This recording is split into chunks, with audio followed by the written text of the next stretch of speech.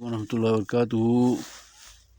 محترم سامعین، خواتین حضرات، اجالا چاندنی امید اسلامک چینل سے میں آپ سے مخاطب ہوں۔ آپ میرے چینل کو بالخصوص نئے آنے والے سامعین ناظرین سبسکرائب کریں تاکہ یہ سلسلہ چلتا رہے۔ ویڈیو لے کر آیا ہوں کہ تقوی کا ہدف اور مقصد فلسفہ مسلمانوں میں تقوی پیدا کرنا ہے۔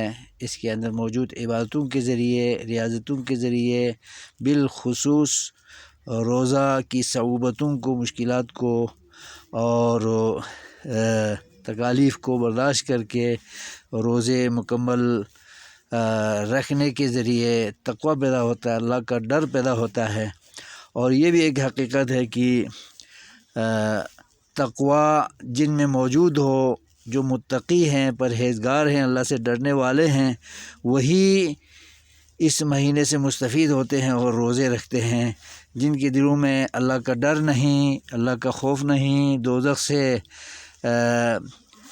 انہیں ڈر نہیں لگتا، وہ اللہ کے عذابوں سے بے خوف ہوئے ہوں، تو وہ روزے کی توفیق سے محروم ہوتے ہیں۔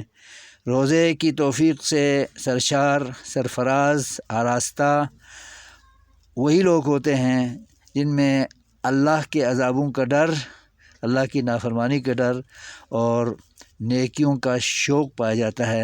اللہ تعالی ہمیں متقین میں سے بنائے اور روزہ رکھ کر مزید اللہ تعالی کے احکام کی بجا آوری، اطاعت اور تابعداری کرنے والوں میں سے ہمیشہ بنائے رکھے، اور روزے کی صعوبتوں کو برداشت کرتے ہوئے اللہ تعالیٰ سے مغفرت، رحمت، عتق من النار، دوزخ سے خلاصی اور جنت کا حصول ہم پانے والے بن جائیں۔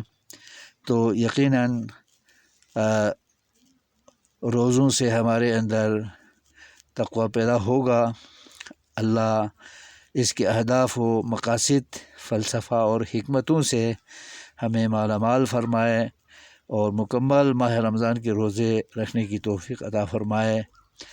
آمین یا رب العالمین۔ السلام علیکم ورحمۃ اللہ وبرکاتہ۔